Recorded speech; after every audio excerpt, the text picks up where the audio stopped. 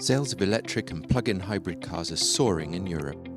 Over the first 9 months of this year, sales of battery electric cars rose by 91.4% compared with the same period last year, to reach more than 800,000 registrations, while sales of PHEVs, PHEVs, which combine the benefits of zero-emission driving with the flexibility of a petrol engine, rose by 121% to almost 778,000 units.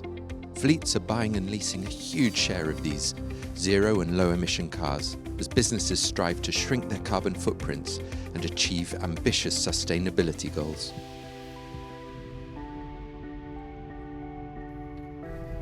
The good news is that there's an ever-growing number of electric cars capable of driving 400, even 500 kilometers between charges, which is more than enough to meet the needs of any company car driver or business from an operational perspective.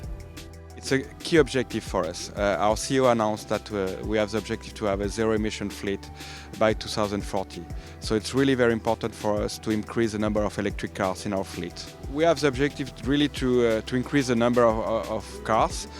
Today it represents less than 10% of our fleet, but of course with all the charging structure network growing and of course the willingness of our drivers to have environmental cars, that will naturally increase. Electric cars are hugely relaxing to drive. There's no noise, it's one-pedal driving, very, very smooth and very easy in a city. What's more, the gap is narrowing rapidly between the total cost of ownership of electric cars and their ICE equivalents, internal combustion engine vehicles, thanks primarily to the very low power costs of electric vehicles and their substantially lower maintenance costs. In some European markets, this means that the total cost of ownership of a battery electric vehicle is actually cheaper than their fossil-fueled equivalents.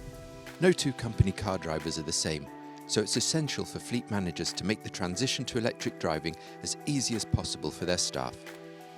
This involves selecting the right technology to meet the business's operational needs and budgets, such as deciding between battery electric and plug-in hybrid cars, as well as providing access to charging infrastructure at employees' homes, at the workplace and out on the road.